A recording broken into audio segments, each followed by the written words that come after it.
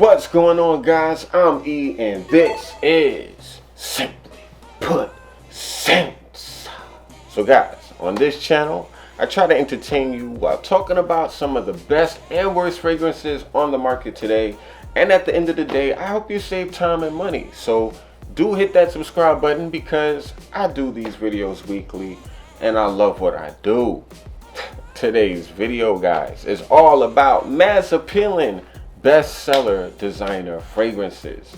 These are men's fragrances made within the last decade that are sure thing future classics in the fragrance game. These are the best of the best sellers. So today I will objectively rank these best-selling scents based on their quality, performance, likability, and other variables. Those are the main criteria though. I ranked these fragrances according to their current formulations, not their legends. So this list will focus on bottles available today in stores now.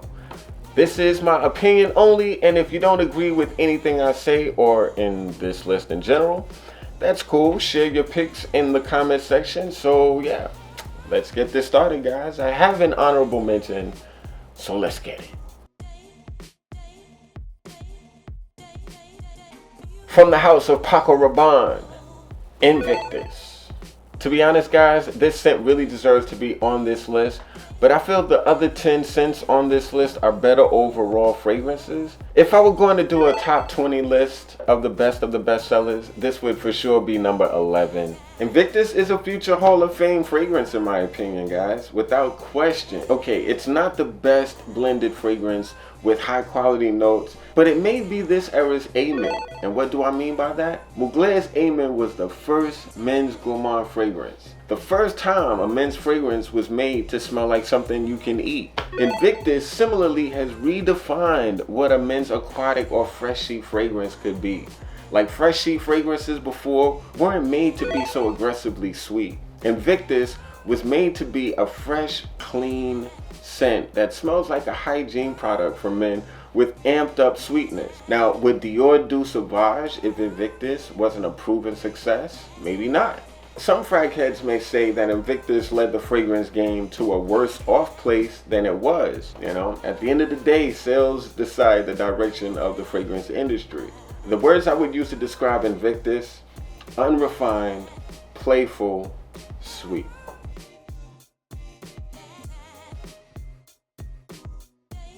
La Nuit de l'Homme.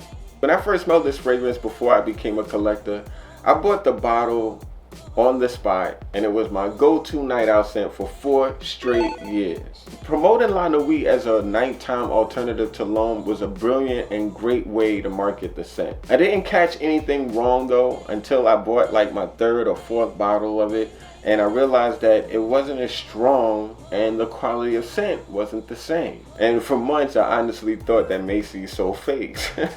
It's a dark cardamom heavy scent. It's almost like a decade old now, and it doesn't smell dated. While La Nuit de l'Homme might be a lesser version of what it was because of reformulations, it's no less a future Hall of Fame fragrance. If I never owned La Nuit in the past and bought it today, I would think it smelled amazing. Ignorance is truly bliss, dudes, and it's also a blessing for YSL because even though the changes of the scent have disappointed longtime fans, the basic DNA of it consistently wins over newer fans. I would describe this fragrance as the date scent.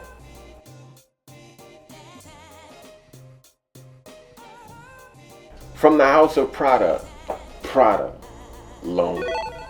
Now, Prada has been on a slow grind toward the top tier of the designer men's fragrance game, starting with Infusion Dome, one of the best soapy fragrances ever made, and with their latest L'Homme series, Prada is showing no mercy. Now, L'Homme may not be a game changer like many of the scents on this list, but in the modern world of fragrances, it's the perfect popular men's fragrance for the modern guy.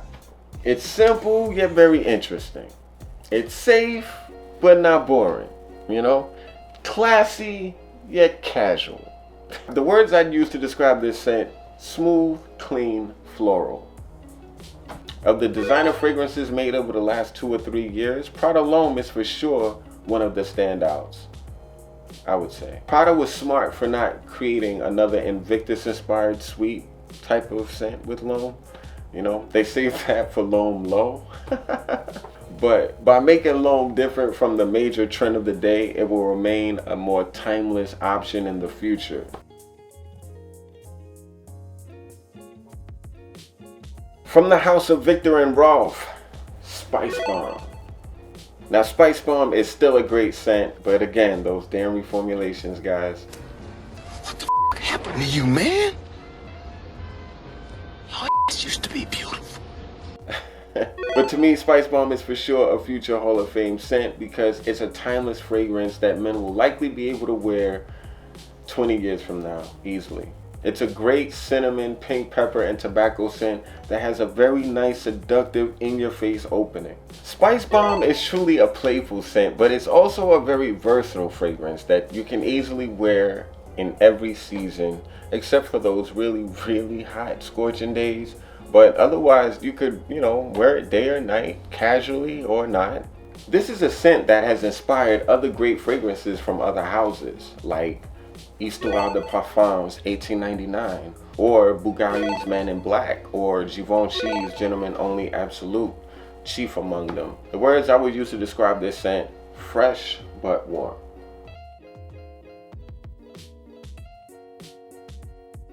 From the house of Chanel, Bleu de Chanel. Now, no popular men's fragrance list would be complete without Bleu de Chanel in it, would it be? Nah. And since I think the EDP is a way better scent, that's the fragrance that I'm going to add to this list. Now, the words that I would use to describe Bleu de Chanel EDP: safe, crowd pleaser. If anyone knows me, they know I'm really, really hard on Chanel men's fragrances. And that is because, if you're going to claim to be the best... I've been better than you for about 10 years now. And, it's because I have more money than you. I'm going to hold you to a higher standard. In my opinion, Chanel hasn't met their standards for men's fragrances in a long time. But even though that's how I personally feel, objectively speaking, Bleu de Chanel EDP is a future Hall of Fame scent.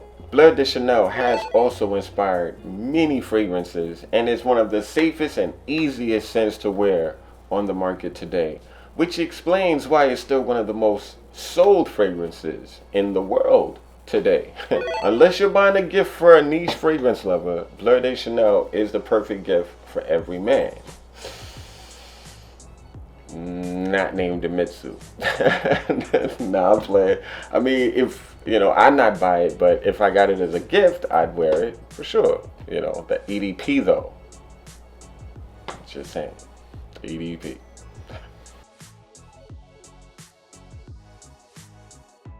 From the house of Mugler, Pure Malt. Pure Malt is one of the best boozy scents ever put in a designer bottle. And for that reason alone, it's a Hall of Fame scent. I like that it's boozy without making you smell like a lushed out wino though.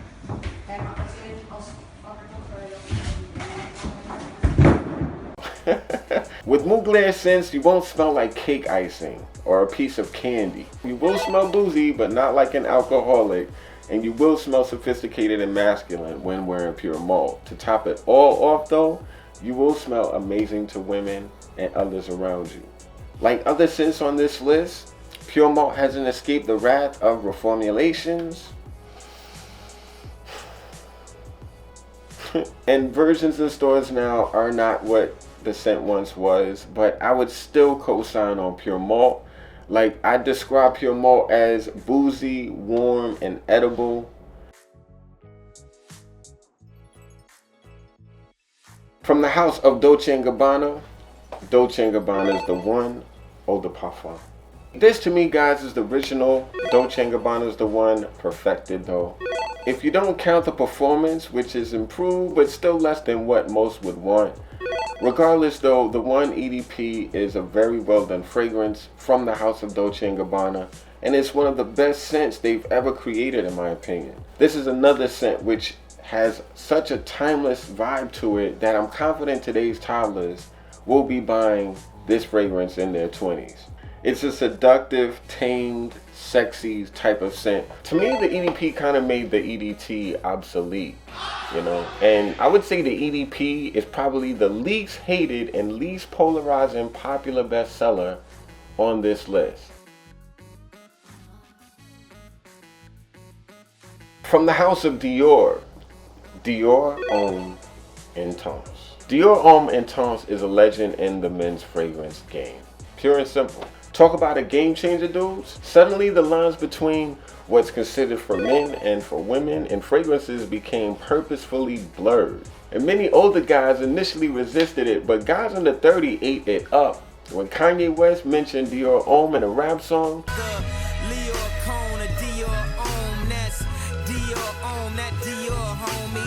it confirmed that androgynous scents for men were here to stay. Now again, some guys will forever hate that shift, but look at it this way, dudes. Like, how many barbershop fragrances did you really need? Like, really?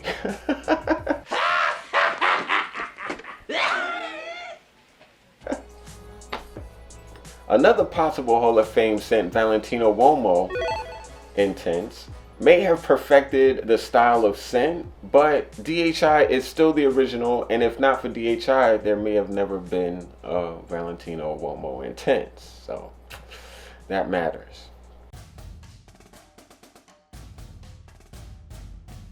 So here we go, guys. These are my top 3, my favorite of the best-selling scents made for men by a designer brand. Are these the best fragrances made in the last 10 years? Some yeah, some no.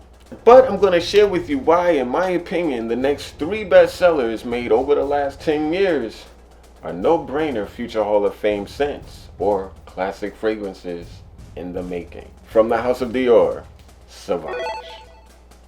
Now, I know what some of you were like, there's no way Sauvage won't be number 1. It's in his thumbnail. It's freaking Sauvage. I mean, it's gonna be number 1, right? well, no, it's not. But it's for sure in my top 3. Just think about it, guys. What fragrance has had the most impact than Sauvage over the last 5 years? Take your time. Go ahead, think about that real hard. Objectively speaking, even if you hate this scent, it's hard to argue its impact. The words I would use to describe Sauvage: deodorant by Dior. Now, just because something sells doesn't mean it's the best. McDonald's sells a lot more food than Nobu's, but where would you rather eat? It's clear Sauvage isn't Nobu's, but it's not McDonald's either. It's kind of like the Cheesecake Factory. Oh no. And I say that to mean it checks all the boxes. I mean, there's something in this stuff that triggers endorphins in some people. Like, seriously, guys, and I'm sure many of you can vouch for this. Sauvage is easy to spray anytime for any reason. It's extremely long lasting while being fresh, which is, again, not easy to do. It's versatile and people enjoy smelling it. Would I rather see Dior make a scent that wasn't body spray light? Yeah, I would. I can't front. But I have to admit, the more I wear Sauvage, the less it mattered.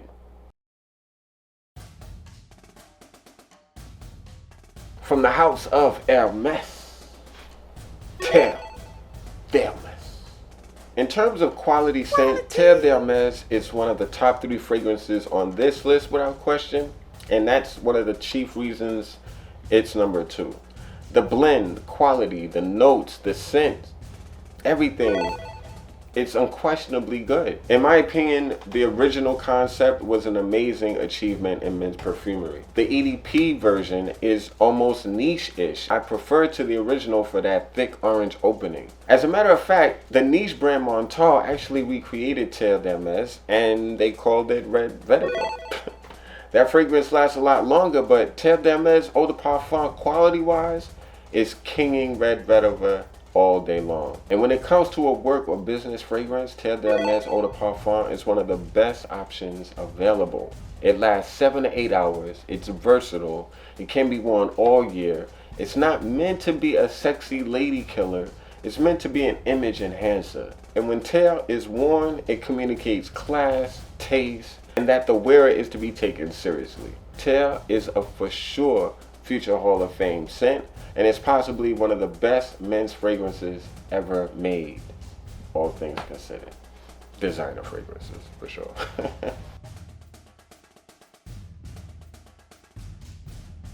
The scent that, in my opinion, is the best of the best sellers and a no doubt future Hall of Fame scent. The scent that has every category on lock. Performance, check. Compliments, check.